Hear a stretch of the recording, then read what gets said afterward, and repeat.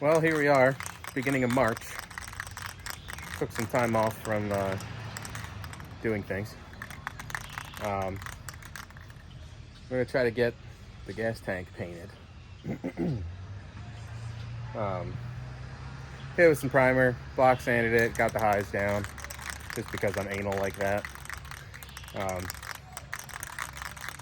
And got a can of good old Rust-Oleum gloss black kicking around, so just hit it with that real quick and get this going.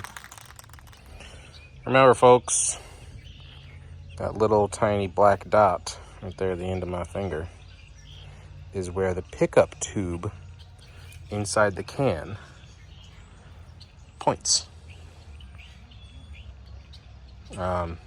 Always line up your spray cans with the little dot on the rim if you can.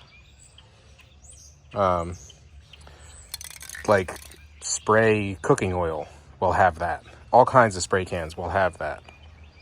Keep an eye out for it. Sometimes it's not black, sometimes it's red or blue or green. I've seen all sorts, but a lot of spray cans, I would say that the overwhelming majority of spray cans of different liquids, aerosols, will have that, telling you where the little pickup tube is. So the pickup tube runs down the center and then turns and sits in the corner of the can. So when you're spraying and you tilt it this way, when you're getting towards the end, you use up every last little bit, which is the whole idea. So yeah, if you didn't know that, now you know. Always turn it that direction, and that way you can get the most without any waste. So there's all right, that'll work. My neighbors are yelling at each other, and there is some copyrighted music in the background, but hopefully you can't hear that.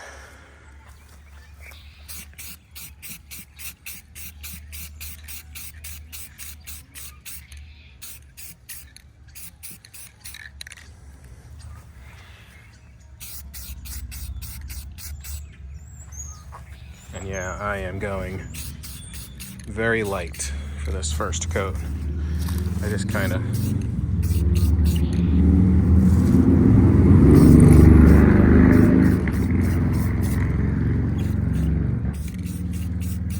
just want to seal everything up for now. I'll hit for the heavier coat in a little bit. And I apologize for the loud motorcycles. I live in an area that is very safe, not a ton of traffic. So local motorcyclists like to come out here, especially this time of year, brush up on their riding skills when it's first nice day of the spring, which today is. So I got a lot of people on bikes going past the house when it's nice out, which I don't mind because I drive my car on all these roads back here too. It's nice to have an area where you don't have to worry so much about, somebody pulling out in front of you or general fuckery from people that don't know how to drive as well as you. So anyway, we are looking pretty darn good here for a first coat. Let's leave it there for now, and I'll come back when maybe I'm done the second coat and it's all pretty. Gas tank came out great, like super nice. Don't mind how lumpy it is. It's a stainless steel gas tank. This, I did have the side cover off. I was trying to get fuel flow through both of these things. So if you don't know how these work, just let you know, the Long pickup obviously picks up from the bottom of the gas tank.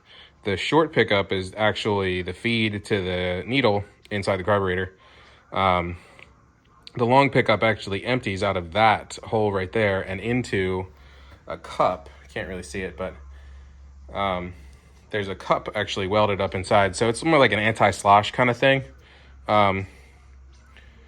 So if you want to know how these carburetors actually function and the whole diaphragm pump and all that crap, since there's not actually a float bowl, yada, yada, yada, there's hundreds of videos on YouTube on how these things work.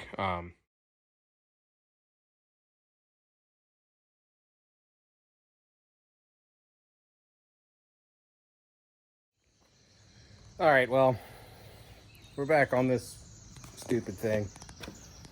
And update. I bought a carb.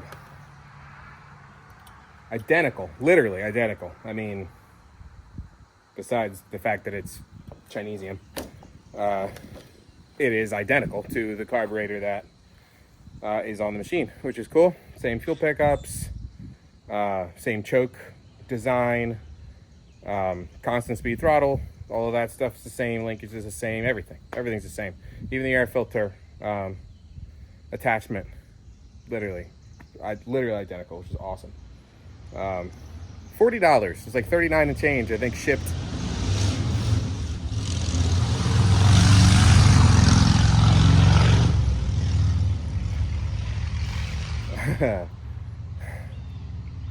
Shipped was like 41 something, I don't know.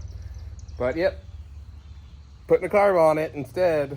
I don't know how much more before you've seen in this video, because it remains to be seen how I'm going to edit it. But you'll probably see me struggling. You have probably already seen me struggling, so yeah. For some reason, couldn't get that old carb to pump fuel, don't know why.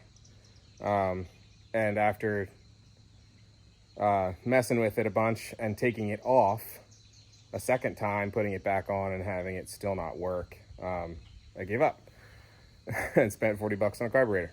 So I'm gonna put that thing on and we'll see how it goes. Okay. All right, it's a little dark now. Sun went down 5-10 minutes ago, but hopefully you can see this. New carb's completely installed, and I checked the needle setting on the old carb and it was roughly 1.5. So that's where I set this, roughly 1.5. So I'm gonna give it a little shot to give it every good chance to run and pump some fuel. We're gonna see what happens. Okay, so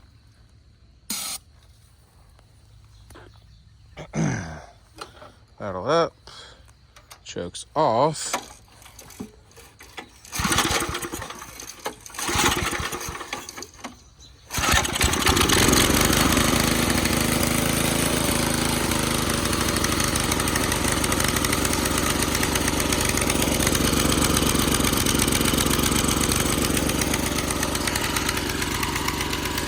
Sounds like it might have a little too much fuel.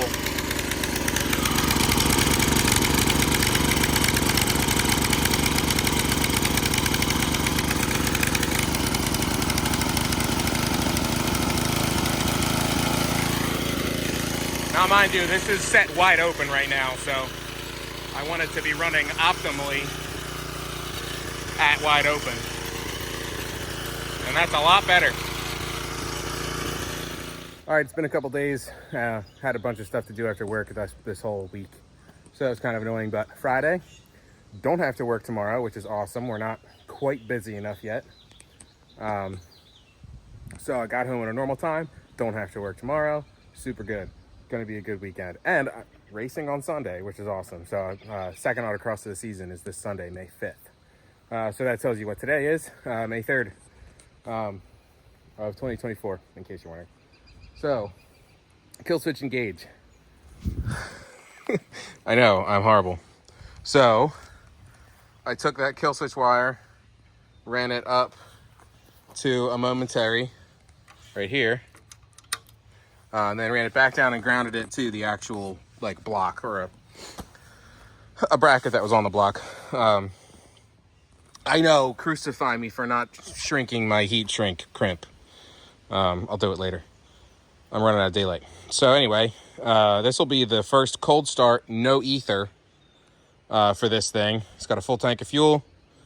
I hope it works.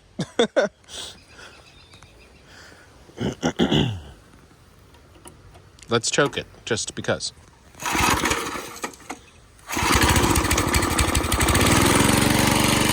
Hell yeah!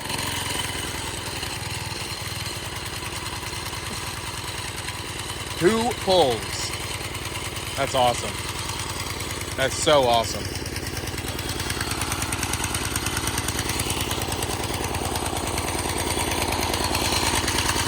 It's currently an 8-stroke because it's cold and it's a little rich, because I'm 99% sure the jet inside the carb is just too big. And I've been considering, and it's just right there on the side, on this side of the carburetor. It's like, it would take me 30 seconds to change it out with the one from the old carburetor. I'm debating doing that, but it actually runs half decent once it warms up. So I might just leave it. I mean, as far as an idle goes, this isn't bad. It can sit here and warm up like this for a minute or two, and then it should rev.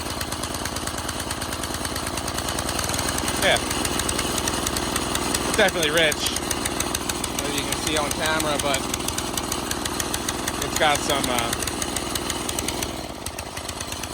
some black smoke coming out of it, so it's definitely rich. That needle's definitely, or I'm sorry, I should say the jet. That jet is definitely too big.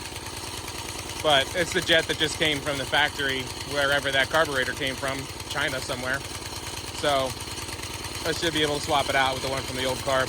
So I'll probably do that eventually, but that doesn't have to be part of the video. Obviously, this thing runs great. It's all fixed, which is killer. I'm going to test this kill switch right now on camera to make sure it actually works.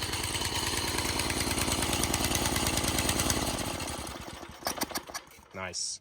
Works perfectly. Let go of it there at the last second, and it burned what was in it, so it's functioning.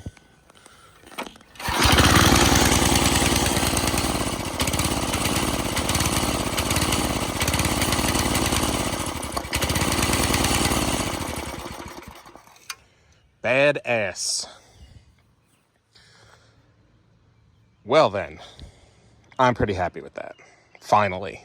After dicking around with the original carburetor and not really getting anywhere with it, for whatever reason, I kind of still suspecting the fuel pump. Why? I don't know. But like I said earlier, if this if that part of some video that I made makes it in here. But anyway, I bought a new gasket for it, but the gasket had obviously been sitting on the shelf for probably 25 years.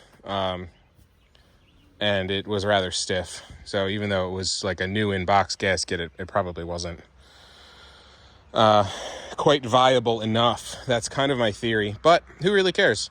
New carb cost $40. Worked right out of the box, so who cares?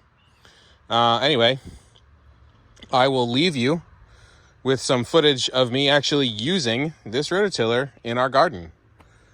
So again, thanks for watching. I very much appreciate it. Hopefully this video isn't too long, and hopefully it's edited rather fun. So hopefully you had a good time when you watched it.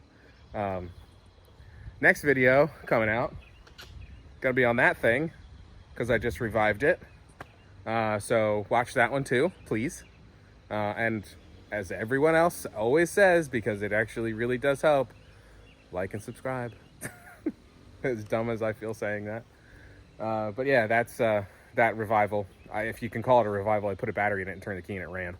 But it hadn't run in almost 3 years, so and then I gave it a nice wash. So that video detailed the whole thing. So putting a battery in it, getting it started, bringing it up here, getting the refracts off of it, washing it, making it actually look presentable. So check that out if you want. That's my 1997 Volvo 960. I've owned that since September of 2007.